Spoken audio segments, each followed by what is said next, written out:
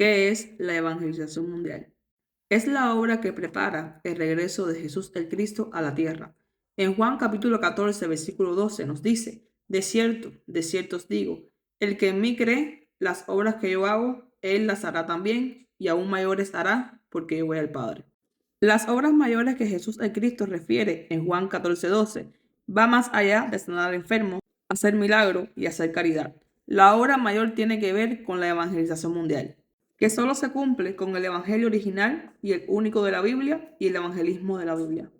¿Y cuál es el evangelio original de la Biblia? Que Jesús es el Cristo. Lamentablemente el cristianismo perdió estas dos cosas hace siglos y por esta causa hace 2000 años no se ha cumplido el pacto de la evangelización mundial, ni ha ocurrido el regreso de Jesús el Cristo.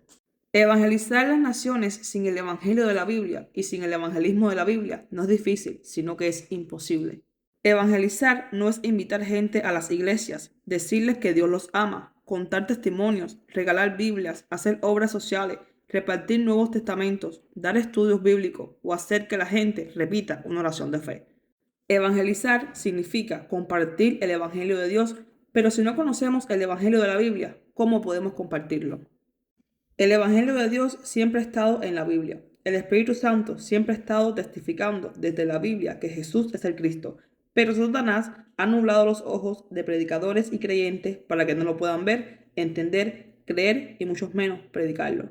Por no conocer el evangelio de Dios, muchas personas corren por los campos, pueblos, naciones y hacen muchas obras, pero lo único que no pueden predicar es el evangelio de Dios. Resultado, no están corriendo bien, no están cumpliendo el pacto de la evangelización mundial.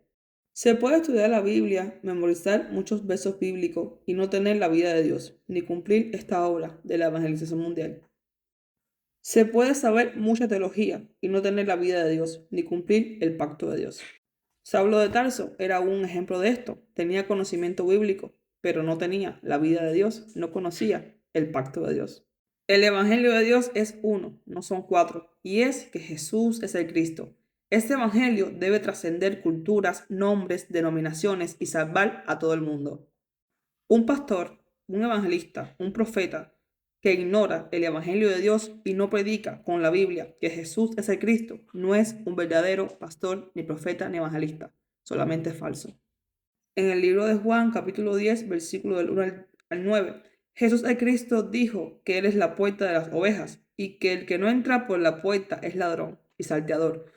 Todo pastor que no guía hacia la puerta es falso. Guiar hacia la puerta es guiar a la gente a creer el pacto de Dios, que Jesús es el Cristo, para que puedan ser salvos. Los fariseos con la Biblia en la mano eran anticristos. En los días de Jesús el Cristo, ellos no creían que Jesús era el Cristo. ¿Cuáles serán los anticristos de hoy? Todos los predicadores y creyentes que no están predicando y enseñando con la Biblia de que Jesús es el Cristo son los anticristos del día de hoy. Como decía anteriormente, las personas no pueden salvarse con un mensaje que no sea el que Dios ha dado. ¿Por qué? Porque la salvación viene de Dios. ¿Y quién fue el que Dios envió al mundo para que el mundo, creyendo en Él, pudiera ser salvo?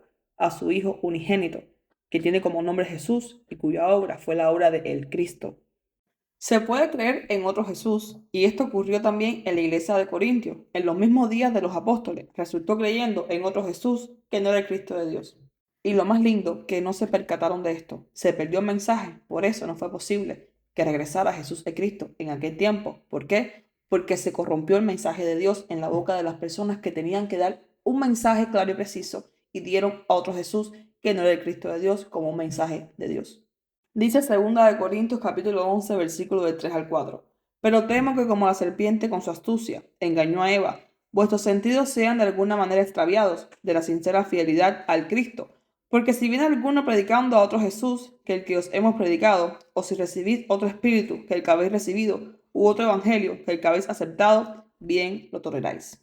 Creen en Jesús, pero no creen que Jesús es el Cristo. ¿Por qué? Porque el término Cristo lo tiene